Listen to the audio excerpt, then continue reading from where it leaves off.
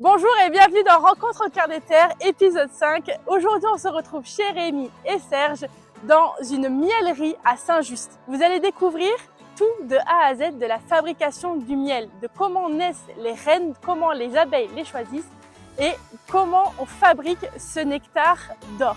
Mais avant tout les amis, j'ai un service à vous demander. Vous le savez, comme dans toutes les vidéos qu'on fait depuis le départ, j'ai besoin de votre engagement sur les vidéos, j'ai besoin que vous likiez ces vidéos, que vous vous abonniez à la chaîne et qu'on puisse faire une saison 2 de Rencontre au cœur des terres.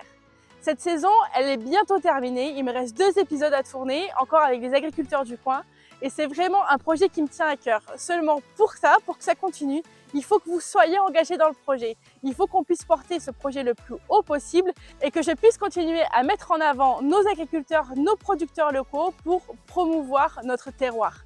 Donc les amis, c'est hyper important. Je vous demande de bien liker la vidéo, de vous abonner. Je vous mets toutes les petites adresses juste en bas. De vous abonner, de liker, de commenter même parce que ça sert énormément au référencement de YouTube. Mais tout d'abord les amis, partons à la rencontre de ce monde fascinant des abeilles et de la fabrication du miel. Et je vous laisse en compagnie de Rémi qui va bien mieux vous expliquer que moi tout ce processus qui est incroyable.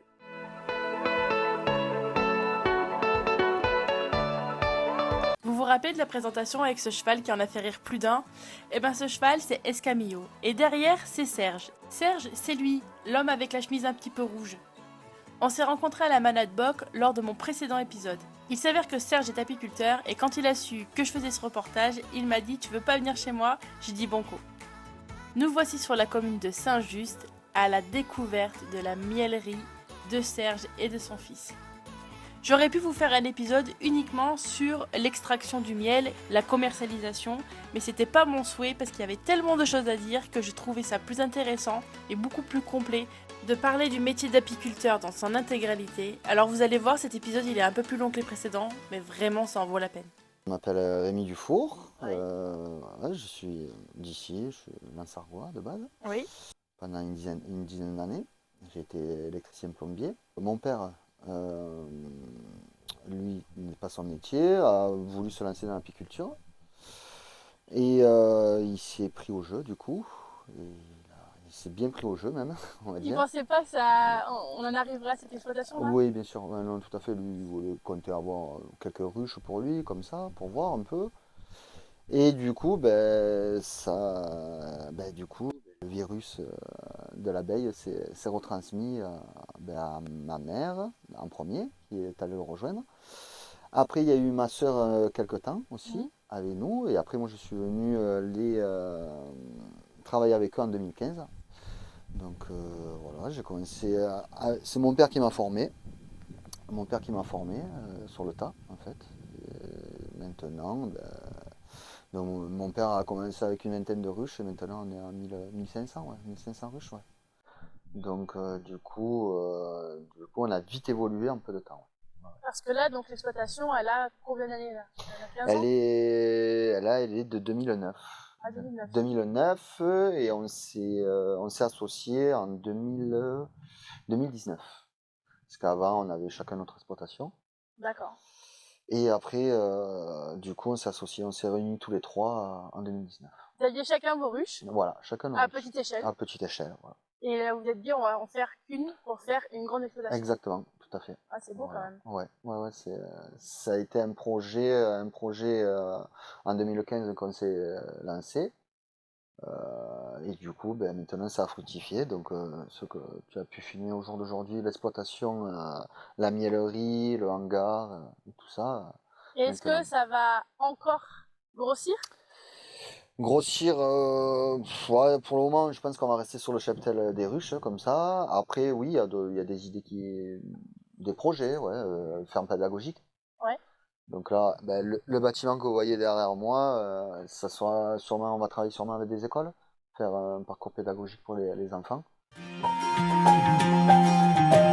C'est une couveuse pour les cellules royales, donc dedans c'est les futures reines pour l'élevage. On greffe des larves qui ont 3 jours et 6 heures à peu près.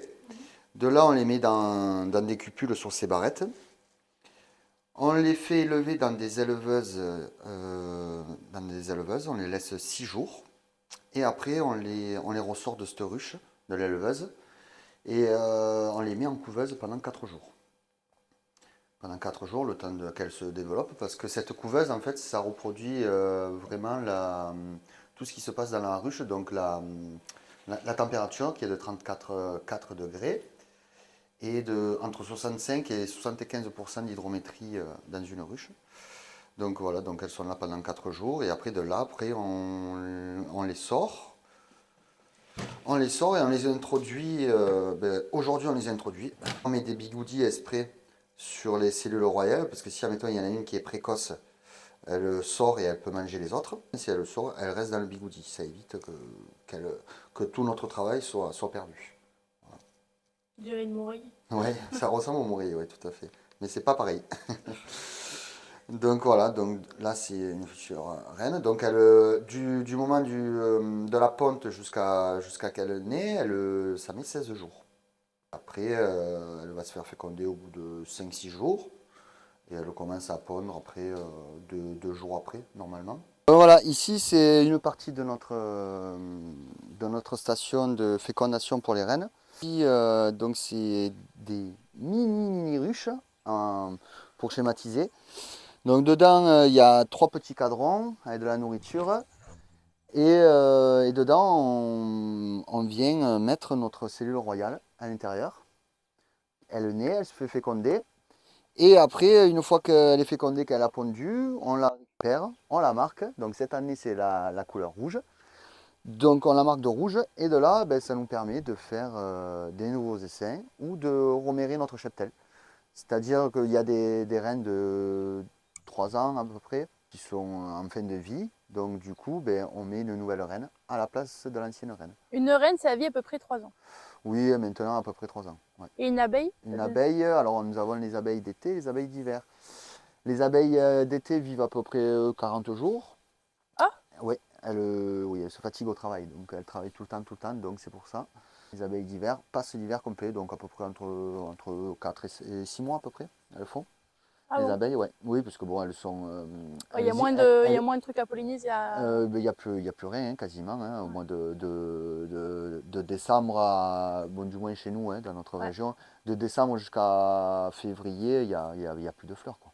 Ouais. Vraiment, quasiment plus de fleurs. Surtout à janvier, c'est là où il n'y a vraiment plus de fleurs. Donc du coup, elles hivernent, donc elles sont un peu endormies, donc elles ne bougent pas beaucoup, donc elles ne s'utilisent pas trop. Juste après la couveuse, au bout de 4 jours de couveuse, on va mettre à l'intérieur, ici la cellule, bon là elles n'y sont pas parce qu'on les a enlevées, d'accord. Ici on met la couve. Voilà, dedans. Voilà. Donc bon, c'est une ruche à taille réduite. Hein. Oui, les petites abeilles. Et après, celles-là, tu les transfères dans les grandes? Non, ceux-là, non, on les laisse. Celles-là, elles sont là pour élever la reine. En fait. Ah, ok. Elles élèvent la reine. Et la reine, alors, elle est où, là? Là, on va voir ça, on va la chercher, on va voir. Donc, elle a un point de couleur? Non, pas encore. Ah, là, c'est une reine vierge qu'il y a dedans, elle n'est pas encore fécondée. Ah. Donc, elle va être petite.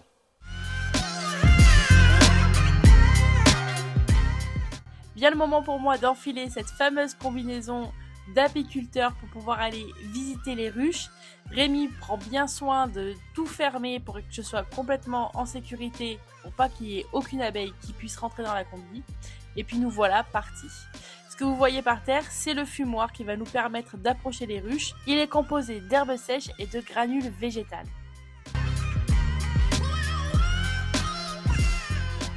Alors ici c'est toutes les ruches de production d'élevage, pardon. D'accord. Donc ici on a les souches en première, c'est là où on prélève les larves pour les futures reines.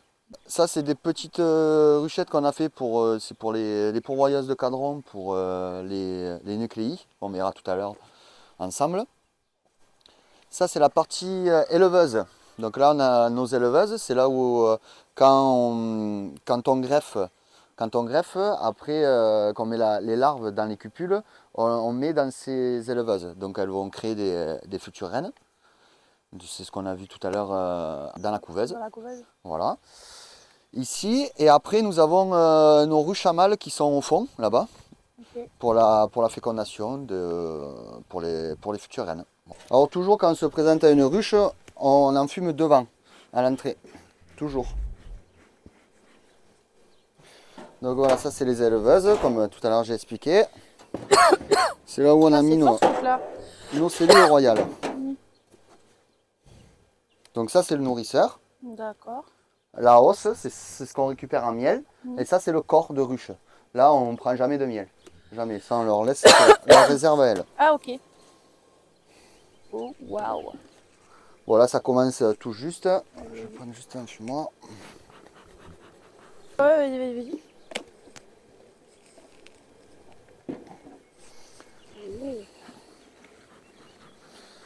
Voilà, ça c'est bon. Les ruches en principe ne sont pas composées comme ça, elles ne sont pas séparées en deux. Ça c'est une éleveuse, c'est spécifique à l'élevage. D'accord. Donc ici il y a le côté, la partie où il y a la reine, Ouais. ce côté-là. Donc on voit que c'est séparé d'ici à ici. Ah oui. Et après de là c'est le côté orphelin, c'est là où on a nos cellules royales. D'accord. Donc en fait, le principe c'est d'isoler la reine dans un compartiment, Ouais. ici, et de l'autre côté, d'enlever les phéromones pour qu'elle puisse élever les nouvelles cellules royales. D'accord. Donc là, on va regarder s'il y en a. Ah oui. Voilà, alors ça, hop, pardon, ça c'est le cadre où il y a les futures reines. Donc c'est pas mauvais, il y a 33 sur 39. Voilà. On est bien? Oui, on est pas mauvais, ouais, c'est pas mal, ouais.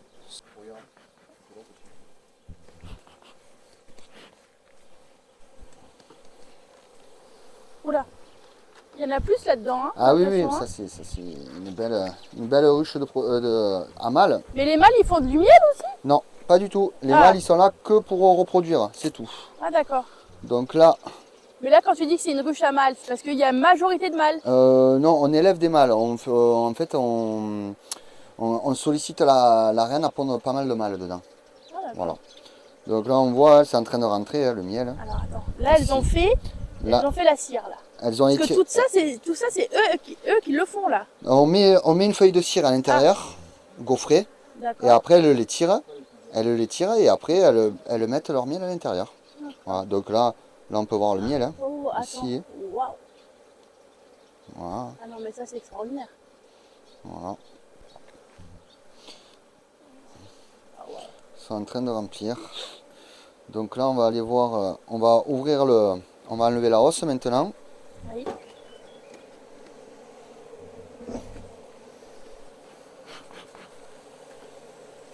Donc là on met une grille à reine entre le corps de ruche et la hausse pour pas que la reine vienne me pondre à l'intérieur.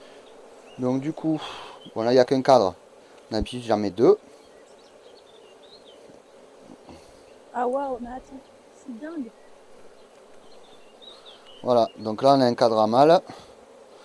On voit ici, tout ça là, Oui. la moitié c'est des mâles et en bas c'est des abeilles. On voit Comment tu le sais ça? bon, on le voit parce que le mâle est bien plus gros.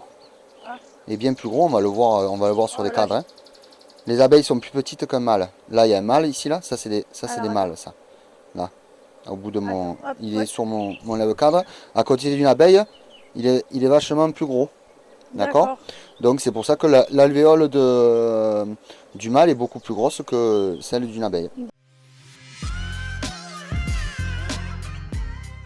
Quand tu parles de transhumance, en fait c'est parce que vous délocalisez vos abeilles là, que vous amenez dans certaines régions dont on verra la carte, je vous montrerai tout à l'heure. C'est ça. Et donc vous transhumez les abeilles pour les amener sur un site de production. Voilà. Une fois que vos abeilles ont produit le miel, ton père m'a dit tout à l'heure, c'est à peu près un mois. Un mois, voilà, tout à fait. Vous repartez les chercher. Voilà. Et on les ramène chez nous. Ah ouais, c'est quand même, quand même du boulot quoi. Ouais, c'est pas mal de boulot. Ouais. L'IGP et le label rouge, enfin l'IGP pour sûr, ça te distingue un miel qui est élevé sur une parcelle précise. Voilà. Sur une, Voilà, l'IGP, c'est l'indication géographique protégée, exactement. qui permet en fait de donner une appellation à un produit qui est produit selon une certaine charte. exactement. Il y a un cahier sur de un charge territoire spécifique. spécifique, exactement. Donc tout là, à tu fait. as l'IGP Provence Provence, tout à fait. et... Le Cévennes et le label rouge lavande.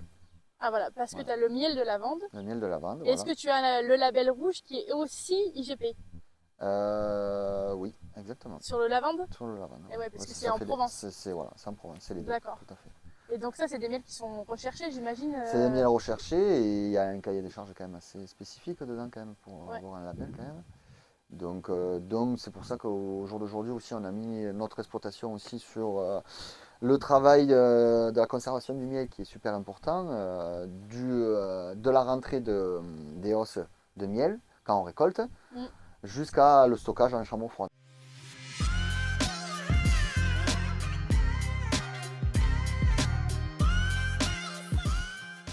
Maintenant que vous avez pu voir et comprendre l'élevage et la fabrication du miel, on va passer à l'extraction. Tout se trouve sur place à la miellerie, depuis les ruches jusqu'à la mise en pot du miel. Dans cette machine, on va d'abord mettre les cadres qu'on retire des ruches. Il faut les désoperculer, c'est-à-dire qu'il faut enlever la cire que les abeilles ont mis pour pouvoir récupérer le miel. Ensuite, on va pousser ces cadres jusque dans le compartiment avec le couvercle. Et ici, on va lancer un programme qui va permettre de centrifuger en fait le miel pour qu'il s'extrait des alvéoles. Et c'est ainsi qu'on va pouvoir ensuite le filtrer et récupérer ce miel. Il est d'abord chauffé pour enlever l'eau qu'il contient. Le fait de retirer l'eau, ça lui permet d'être stable et de pouvoir être stocké en toute sérénité.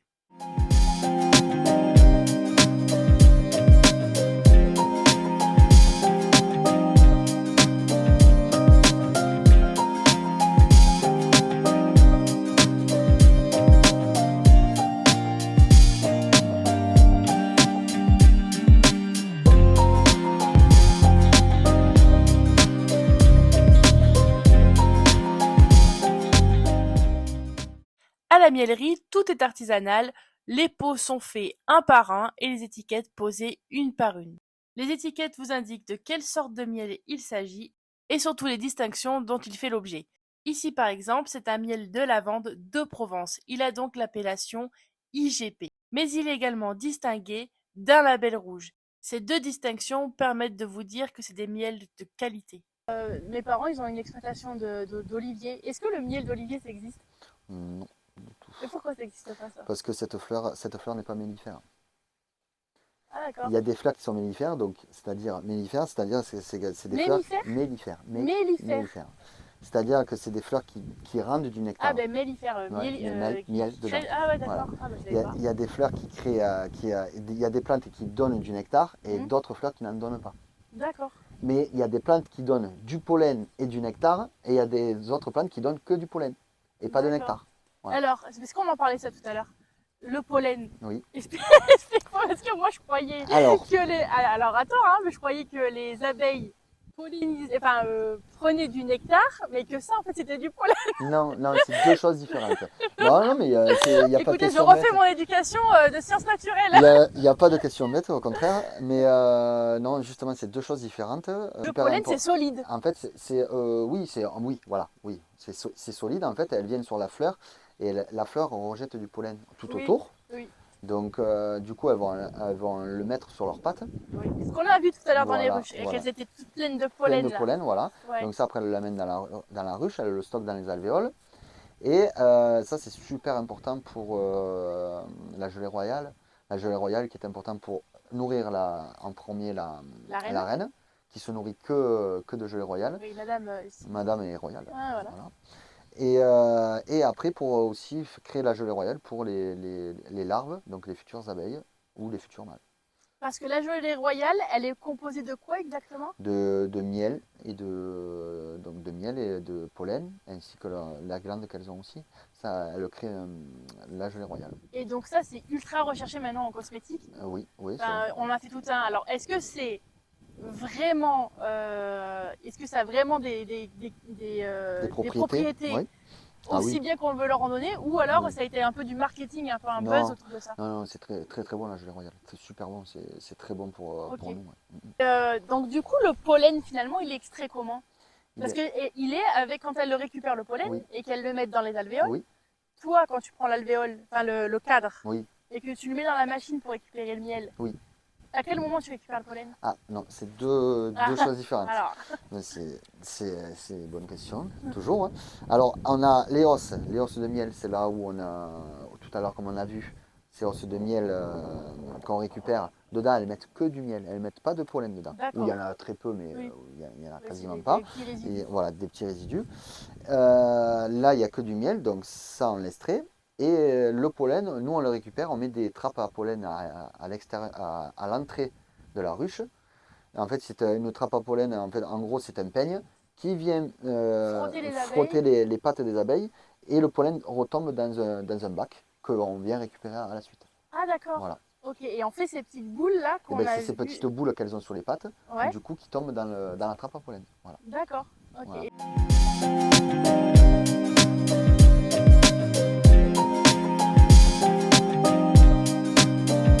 La boutique se situe à l'intérieur du MAS, à côté des sites de production. Vous y serez accueillis par la maman de Rémi et vous allez pouvoir y trouver toutes les sortes de miel que la mielerie propose, ainsi que le pollen séché et bien d'autres produits comme les petites cuillères à miel, des savons à base de miel, etc. Et même un petit coin épicerie fine avec des produits régionaux. Vraiment, je vous sollicite d'y aller parce que ça vaut vraiment le détour. Moi, je suis repartie avec des échantillons de certains miels de la mielerie et vraiment, je me régale. Et notamment, les amis, si je peux vous conseiller un produit, c'est le vinaigre de miel. Vous allez voir, c'est une belle surprise. Vous allez pouvoir agrémenter tout l'été vos salades avec et ça va être vraiment votre révélation. Parce que bon, c'est vrai que là, on parle du résultat en fait de cette du travail de l'abeille, mais il y a quand même un écosystème qui est quand même autour de l'abeille. Oui, oui. C'est que le rôle de butiner les plantes pour les polliniser aussi, c'est ça. Voilà, il y a les deux, oui, exactement. Donc si on les a pas, on Ben, on perd un quart a... de notre assiette. Pardon. On perd un quart de notre assiette. Voilà. Ça crée Oui, les oui, fruits, ça tout à crée fait. Parce les que, légumes, ça vous crée, ça crée tout. Sans ça, oui. tu peux planter tout ce que tu veux, t'as pas une abeille, ça sert pas à grand chose. Ben, oui, ouais, parce que l'abeille va sur la fleur femelle, après sur la fleur mâle, et de là, ça fait le fruit. Voilà. Voilà, Donc c'est ça. ton métier, c'est aussi un métier de protection de l'environnement. Exactement, oui, tout à fait. Nous, on y est très attaché sur ça. On travaille avec des agriculteurs justement pour les pollinisations. Les mentalités ont bien changé Ouais. sur les Du agriculteurs. moins une agriculture raisonnée. Ils ont une agriculture beaucoup plus raisonnée, ils travaillent avec vraiment un raisonnement beaucoup plus logique. Donc je veux dire, même nous, on le voit sur nos ruches, on a très peu de mortalité. Parce que avec, voilà, ce qui est en fait, ça qui arrive, fait mais que les vos ruches ou que les abeilles elles meurent, c'est parce que les pesticides qui sont employés mhm, dans l'agriculture, mhm. donc sur des années. Alors maintenant, c'est sûr qu'on revient à une agriculture beaucoup plus Oui, raisonnée, ouais, etc. Mais pendant des années, on était gavé de produits phytosanitaires, mhm. notamment en Oui, endocriniens, oui, d'où exactement. des gros taux de perturbateurs endocriniens, Oui, enfin bon, exactement, à c'est gogo. ça. Et quand elles vont polliniser des plants qui sont gavés de pesticides ou d'engrais, etc., Oui, elles reviennent, elles ramènent ça dans la ruche, voilà, c'est ça. ça contamine la ruche. Ben, en fait, c'est plusieurs molécules d'un endroit, elles vont le mettre dans la ruche, elles vont reprendre un pollen avec d'autres molécules qu'elle va ramener dans la ruche, et tout ça, après, ça fait un cocktail Molotov qui explose, et poum, ça décime une ruche Et ça complète. va très vite en plus. Très très vite, ah oui. Très Ah très oui, vite parce que tout à l'heure on parlait de la vie d'une abeille c'est quelques jours. oui. Ouais, un gros mois. C'est un gros Ouais, mois donc c'est quand même pas énorme. non. Et pour que ça décime une ruche comme ça, Ouais. ça va très très Ah vite. oui, ça va très très vite, oui, ça peut aller très vite. Oui. Donc Oui. quand même d'où l'importance même de consommer des produits issus d'une agriculture raisonnée ou Mm. biologique dans Mm. le meilleur des cas, même si on sait qu'en ce moment en plus ça coûte ultra cher. Oui. Mais bon, voilà. Ouais, ouais, Et que tout ça c'est des gestes qui vont faire qu'on arrive à sauvegarder un environnement, bien quoi. sûr, Puis, bien sûr. puis même votre métier, c'est ton exploitation Oui, entière, quoi, tu vois. exactement. C'est ultra important. Eh bien, écoute, Rémi, merci beaucoup de Ben, merci à m'avoir toi. accueilli sur l'exploitation. Et Avec grand j'espère que cette exploitation, elle va perdurer, pérenniser, Oui. et que voilà, que vous allez gagner d'autres médailles. Ouais, bien sûr, bah, ça on va y travailler. Les amis, j'espère que ce reportage vous aura plu. J'espère que vous en aurez appris davantage sur la fabrication du miel. N'hésitez pas à retrouver la mielerie sur les réseaux sociaux et surtout à aller acheter votre miel à la boutique même de la mielerie. Je vous laisse toutes les infos juste ici ou par là, ça dépendra de la place que j'ai, juste ici de la mielerie. N'hésitez pas à les suivre sur les réseaux.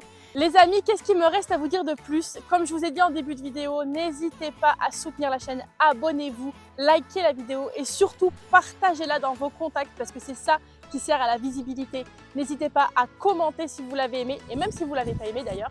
Sinon, moi, qu'est-ce qui me reste à vous dire de plus, les amis? Il fait chaud, je vais aller me prélasser au bord de la piscine. Je vous embrasse et je vous dis à dimanche prochain. Ciao, ciao!